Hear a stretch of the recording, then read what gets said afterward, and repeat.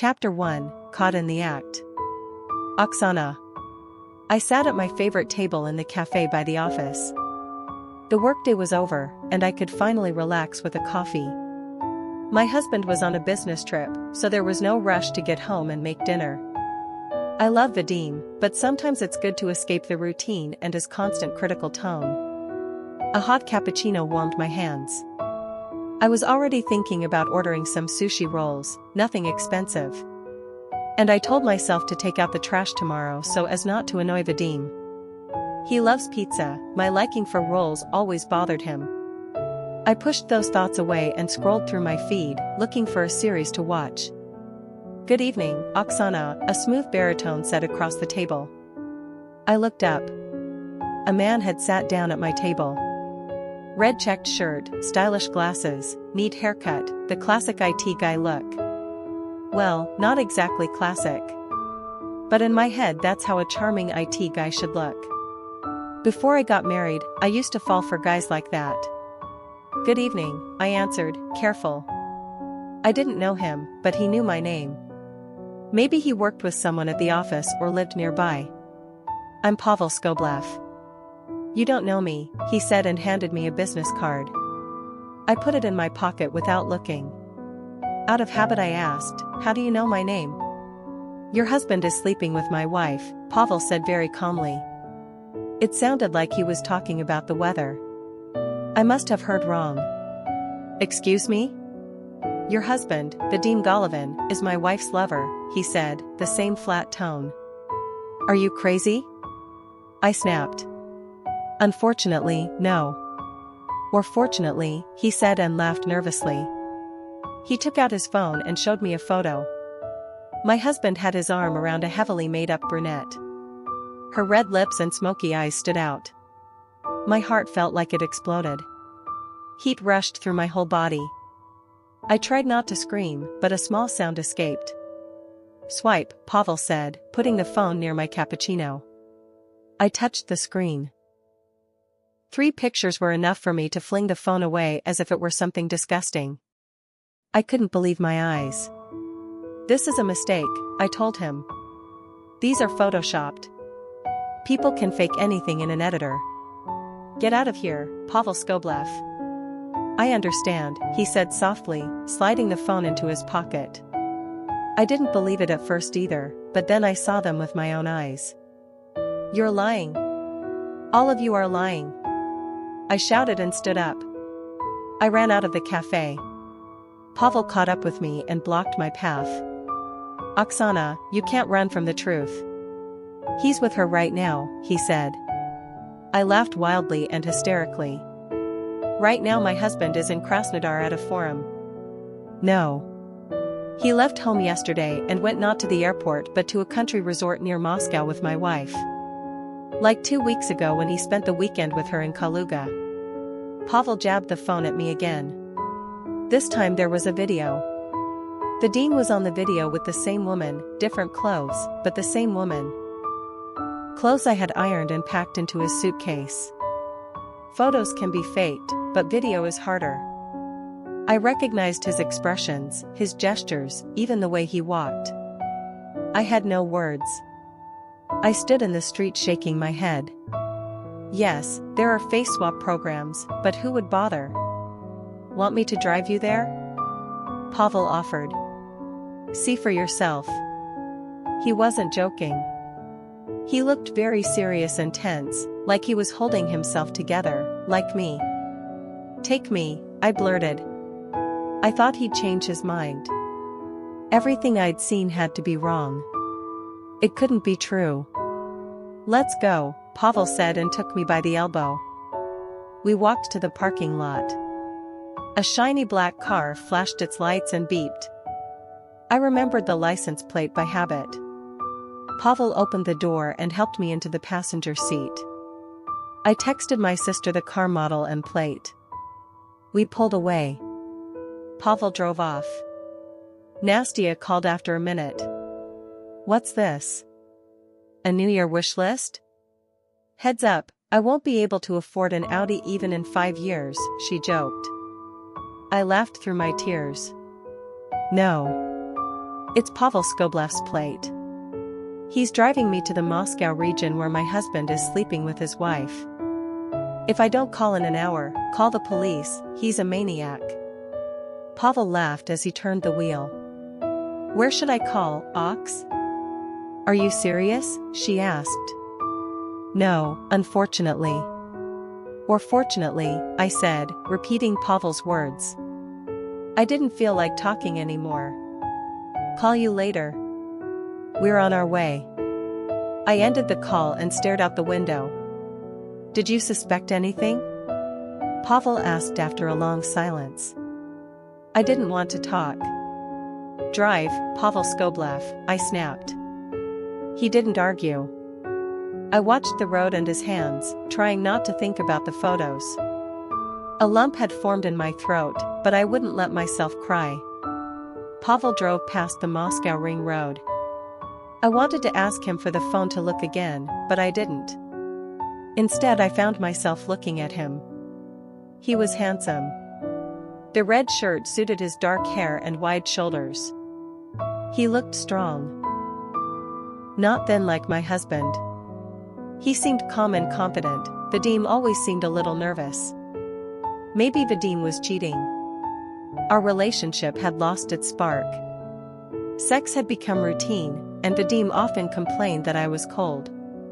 But why would that beautiful woman be with my husband? Who would choose someone else over a man like that? Pavel noticed me staring. Looking for signs of a maniac in me? He asked with a small smile. He probably meant it as a joke. He looked nervous too, maybe less than me. I couldn't imagine attacking him in the woods. I'm looking for flaws, I said. I rarely spoke so bluntly. I regretted saying it, but Pavel picked up on it. What kind of flaws, Oksana? He asked. Any. You're probably a bully, an abuser, I blurted. Pavel laughed.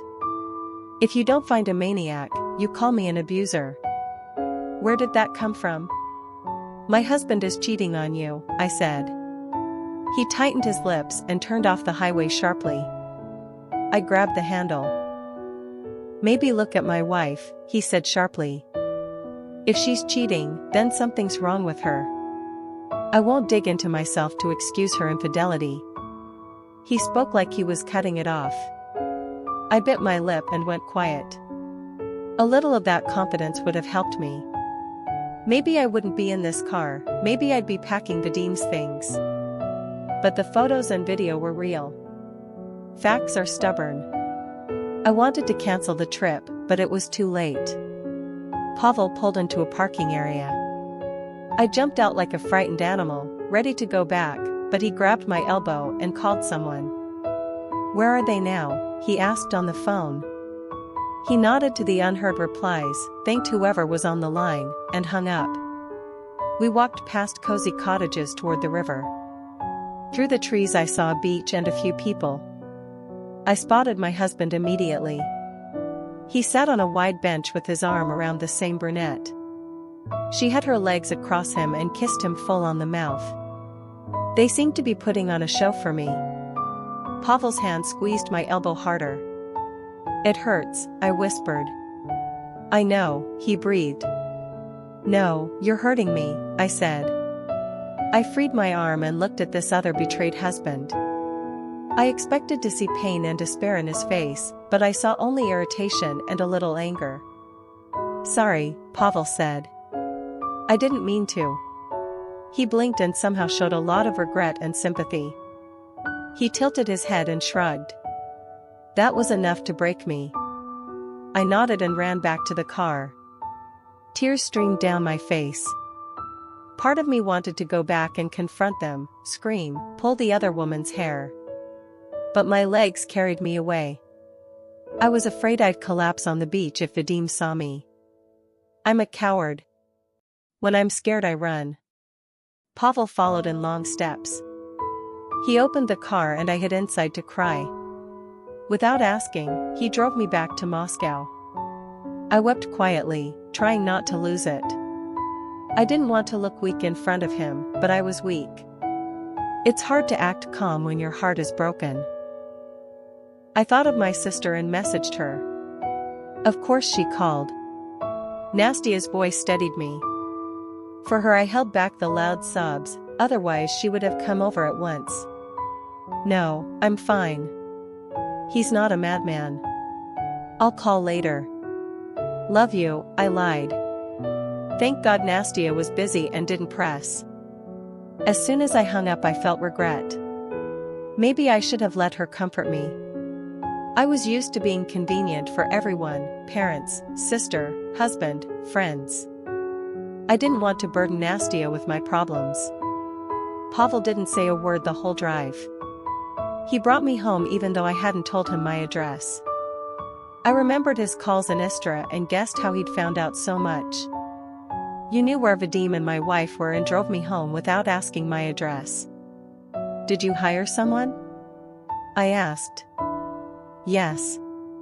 A detective gave me a detailed report about your husband and his relationship with my wife. How long has their affair been going? I asked. A few months. 3 business trips and several sleepovers, I said. Yes. He was with her. I'm very sorry, Oksana. His pity felt like scalding water. You're sorry? Really? Then why did you come at all? Suffer in silence with your own problems. I shouted. Would you rather not know? Pavel raised an eyebrow. Be the cheated wife and never find out? Yes. Fine, imagine that. Why did you do me this favor? I yelled. You're emotional right now, Oksana. With time you'll see I did the right thing. It was hard for me too to accept the truth. I don't care about your difficulties, Pavel. You destroyed my marriage and you're proud of it, I said. He shook his head.